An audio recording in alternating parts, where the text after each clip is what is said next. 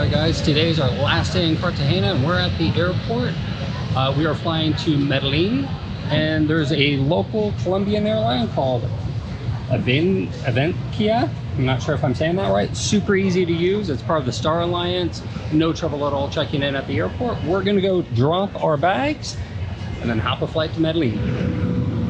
Here we go, off to Medellín. Ready? What do you think of the Colombian airline Avianca? It's okay, it's just the flight is so full and they open the back door because you can come from the front and from the back, and outside it's very humid. Everything else went smooth, no problem, not enough legs. Yeah. Chairs are a little small. But we only have 1 hour flight. So. Yeah, I mean as a whole I think it's a good airline, good discount airline for short flights around Colombia, yeah?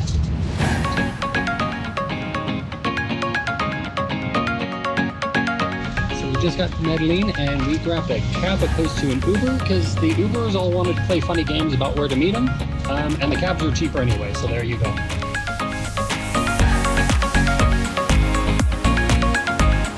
Oh, I'm finally on the other side of the tunnel, never knew it. And this is Medellín below.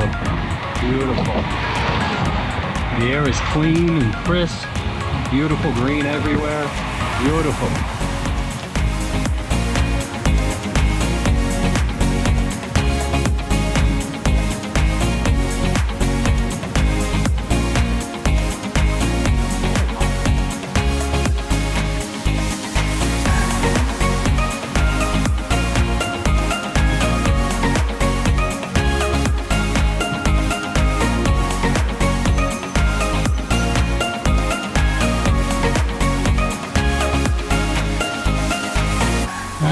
Just got to our room in Medellín. We're staying at the Intercontinental. It's a decent room. They've been doing renovations, so the hallway smells a little bit like paint, but it's okay. Nice king-size bed. Not too bad of a view of the city. And they gave us a little plate of fruits. That's nice of them. All of our crap. Of course, coffee. Standard. Safe in there. Yeah, perfect. All right, we're gonna get situated and hopefully we make our walking tour that starts in about an hour.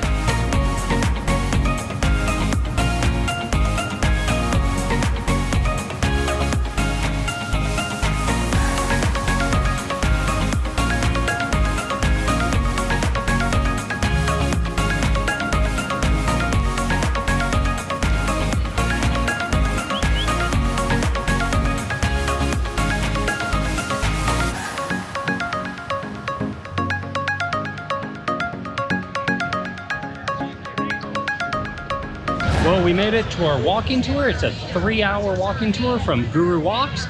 These are free walking tours, but you always tip your tour guide. Depending on the country, I would say here in South America, about $10 US each, yeah? Tip your guide, each person. 10 or 15, yeah. Depends depends how long, because yeah. This one is 3 hours. Yeah. We usually give 10. Yeah, if you're in the States, maybe 20, or if in Europe, a little bit more. In London, in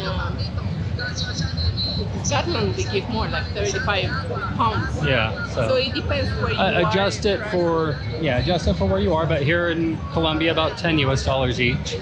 And this one meets right here at the Museum of Antiquities. Hopefully we have time to go check that out later. But honestly, I love taking the free walking tours our first day in a city because it's a good way to at least get your bearings and start learning where some of the cathedrals are and some of the museums and famous statues, things like that.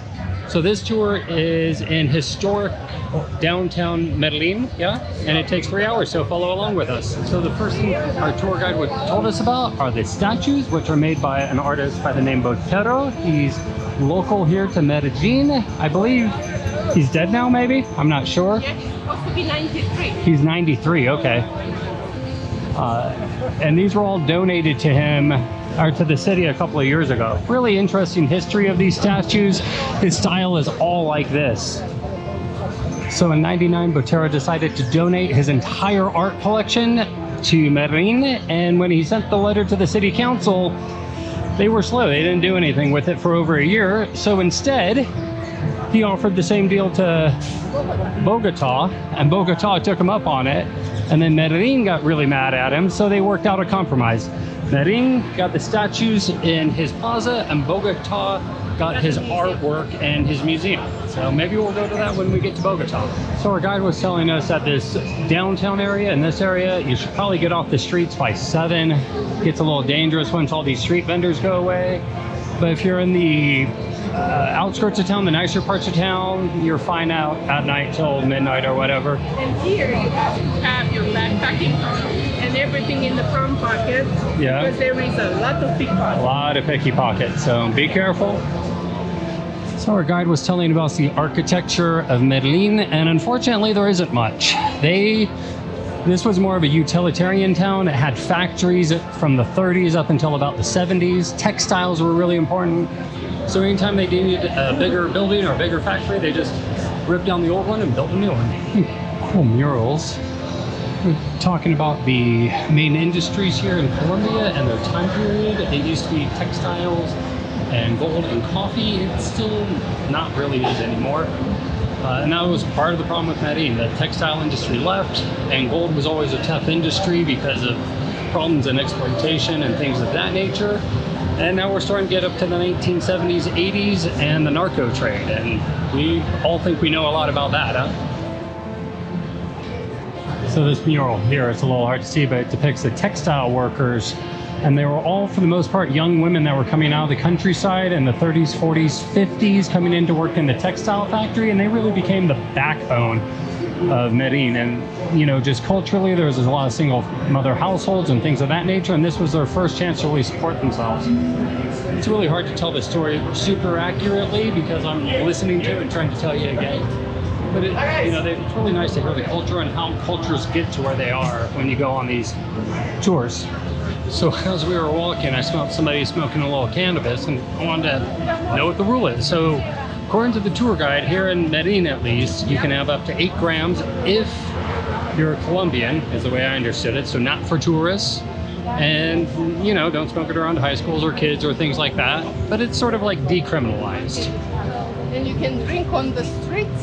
And in Medellin, you can drink on the streets. That was the other thing he was saying. No other city in Colombia, you're technically allowed to, but it's generally accepted. People were drinking all over the beaches in Cartagena. So you can see how empty the streets are. It's because it's Sunday and it's a holiday here. It's a national holiday here in Colombia, and it's a Catholic holiday. So a lot of the businesses you can see were closed today, and it actually made it nice. So we made it to the cathedral here in Medellin. The cathedrals are not tourism in the city. They are open for worship and pray. Probably closed today for the Catholic holiday though, unless you're a member of the congregation, I guess. So the cathedral unfortunately is closed, but it is a really impressive building made out of red brick, and it is the largest, according to our tour guide, the largest brick building in the world right now. And the reason they use the red brick is it's a local product and it was cheap, but it looks absolutely beautiful. I love it. Unfortunately, like I said, the cathedral's closed. It's not a tourism cathedral, but if it's open for mass, you're more than free to go in and be very respectful. So we stopped to get a little sugarcane juice. Fresh made sugarcane and lime, yeah? Lemon? Yes.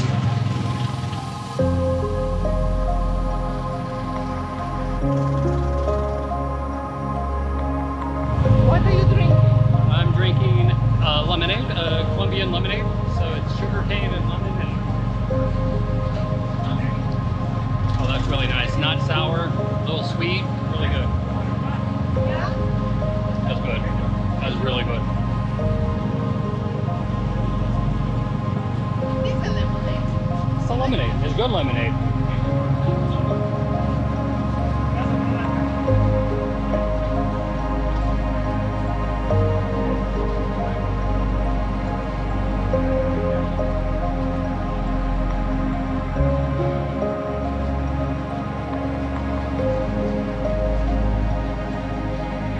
The Park of San Antonio, another large plaza, very popular all over Colombia. Meeting places for street vendors to sell their goods. The guide was telling us about 50% of the Colombian economy is informal. So from street vendors, individual sellers, even got a little dance party going on already this afternoon. So these are more of Botella statues, and as you can see, there is a new bird and the old bird. And that bird was the original one when this plaza opened in '95. And during the opening ceremony, this plaza was full of people, and somebody put a bomb there full of dynamite, and it blew up the statue and killed 27 people. And that is known as like the last major violent event of the narco-terrorism of the 80s. And honestly, the guide says the real reason a lot of people don't talk about, you know, Pablo Escobar and the terrorism and narco drug trafficking is that at best his gang was about 8,000 people, and Medellín alone is a city of 2 million.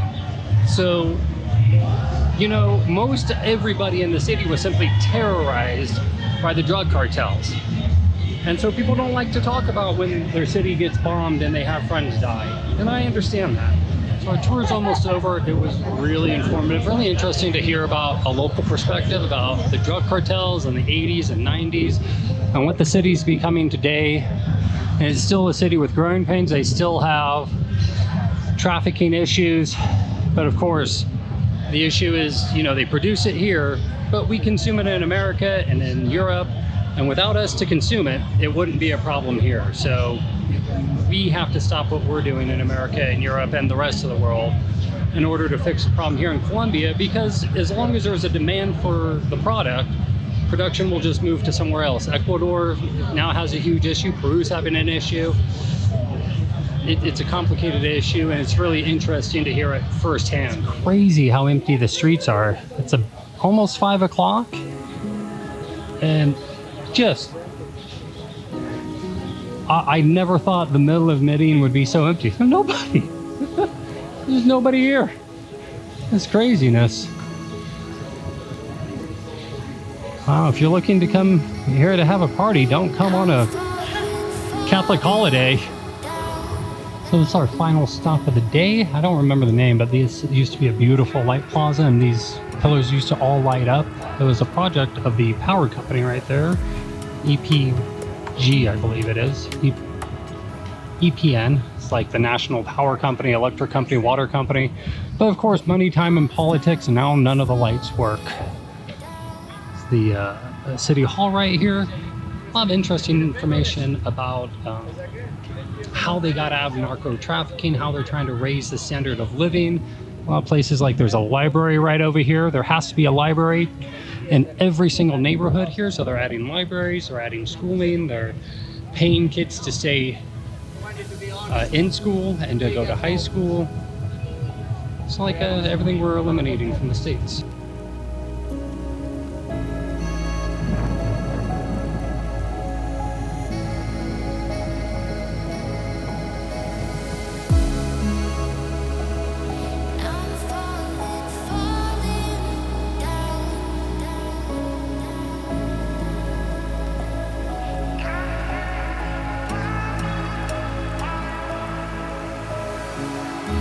So we're back at our hotel after our fun walking tour in Old Town, and this is actually a really, really nice Intercontinental. Reminds me more like it's like a resort Intercontinental. Wow, look at that pool. Yeah, so we didn't realize, but it's a bit outside of the touristy areas or the center, but I mean, Ubers are $5, $6, so not too big of a deal. Yeah, we're looking for one of the restaurants. I guess over here? I'll tell you what, I did not expect the Intercontinental here in Medellín. I never say it right. Medellín. There we go. I did not expect the resort-style hotel here in Medellín at the Intercontinental. I thought it was going to be like a business hotel. This is a absolutely beautiful property.